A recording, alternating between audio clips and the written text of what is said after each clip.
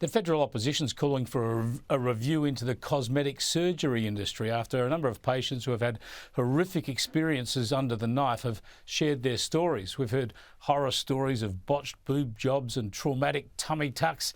There are claims the industry is not properly regulated, with profits being put ahead of the interests of patients. Former Minister for Health Greg Hunt established a review into the terms surgeon and cosmetic surgeon in conjunction with state ministers back in November last year. That review was due to be handed down by the middle of this year, but we're still waiting to hear the findings.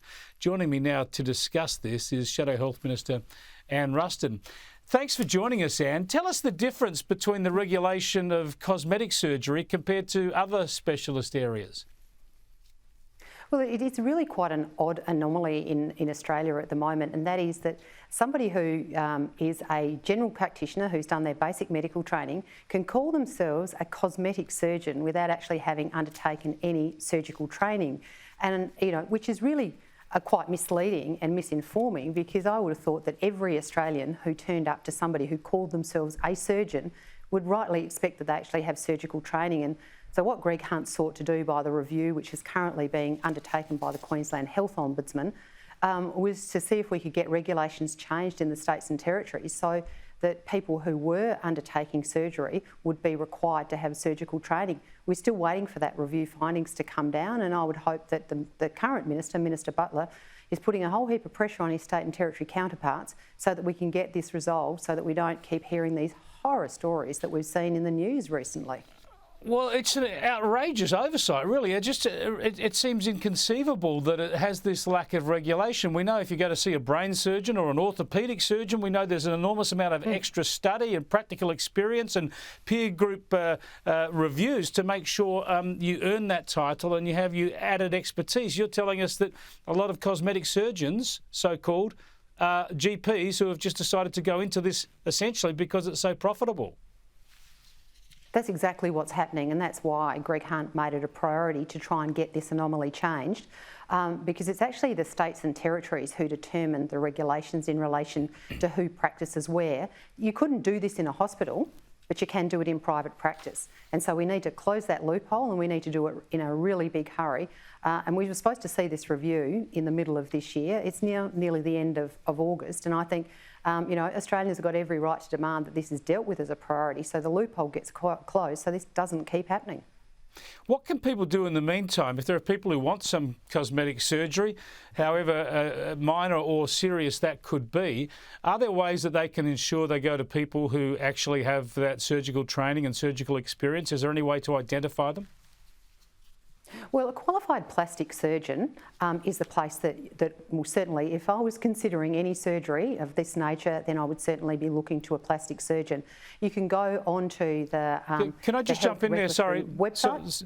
Sorry, Senator. Can I just jump in there? Are you telling us that you can't call yourself a plastic surgeon unless you've done all the relevant training and authorities, but you can call yourself a cosmetic surgeon? That's the anomaly in the system, Chris. That is bizarre, isn't it? So I'll let you continue then. The best thing to do is seek out somebody who is advertised and established as a plastic surgeon.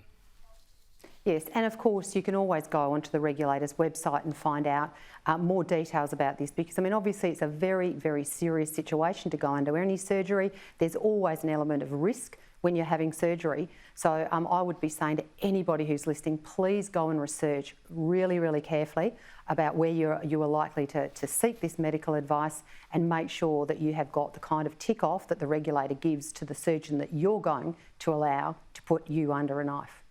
Yeah, well, it's an important issue. You got the issue started in government. Let's hope that you can help the new government finish this off and get it sorted out. In the meantime, Senator, what are your thoughts on the Scott Morrison secret ministry saga? Labor pushing for a further inquiry. How can the coalition put this behind itself best? Does it require a public apology from Scott Morrison? Well, I think, Peter Dutton has put a really clear line in the sand. He said that under a government that he would lead, that there would be greater transparency. Obviously, we as an opposition are happy to work with the current government to make sure that things are put in place, so that kind of transparency that I think Australians all expect is in place going into the future. I'm not sure anything's going to be served by witch hunting a previous Prime Minister. I think we need to look forward, and I also think that this government needs to start acting like a government and stop acting like an opposition.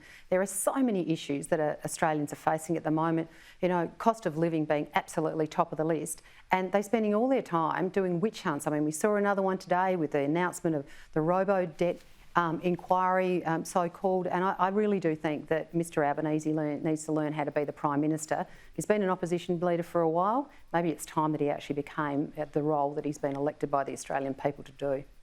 Yeah, get into the new job. It's a much better job than being an opposition leader. Thanks for joining us, Anne Ruston. It certainly is. Thank you. Anne Ruston there, Senator for South Australia.